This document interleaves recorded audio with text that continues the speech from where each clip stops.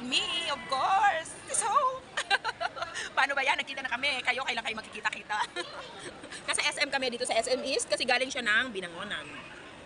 Heto na kami sa isang bowl ng noodles. Ito ay sa Engbitin or sa Mr. Ube. Napakasarap. Mainit yan at maanghang.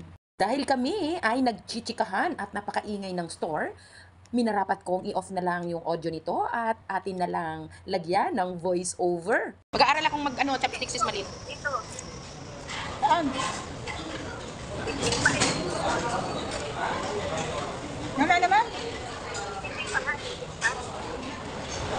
May talk pa pala ko. Wala, tingnan mo ba? Tinuwanan ako ng video, walang yan.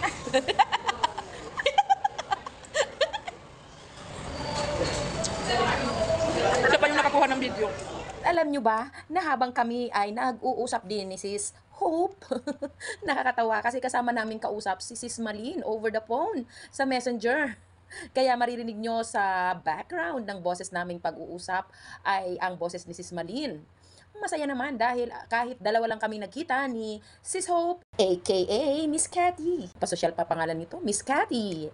Ay, of course, masaya naman dahil naging tatlo man lang kami kahit papaano. Tunay na kami ay naging masaya, nag-enjoy sa pagkikita namin. Nawa, sa mga susunod na araw, ay meron pa sa inyo ang gustong makipag-meet. Ang totoo, matagal na namin gustong magkita ni Miss Cathy, but the thing is, sobrang malayo kami sa isa't isa.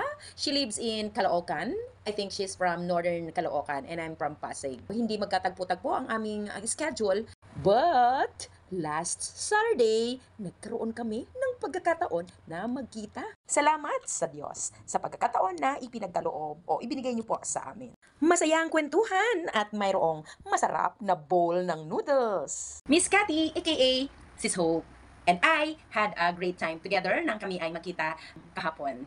Maraming salamat, Sis Hope, sa iyong effort na dumaan dito sa Pasig, kahit na nga ba napakalayo ng iyong pinuntahan. Grabe ang sipag ng biyahe. Biruin mo from Caloocan, siya ay pumunta ng Binangonan for her friend. Dahil nga nasa area na siya, nag-effort na rin ako na siya ay kitain dahil nandito na rin lang naman siya. So, salamat Sis Hope at sa pagkakataon na tayo ay nagkita. It was a great bonding and meeting with you. Hanggang sa muli, Sis Hope! Sa susunod na pagkikita, di ba?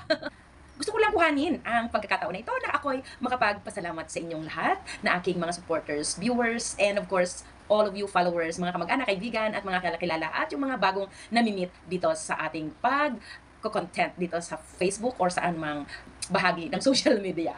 Thank you guys, you're all appreciated. Yung inyong mga time and effort ay aking na-appreciate and I love you from the bottom of my heart.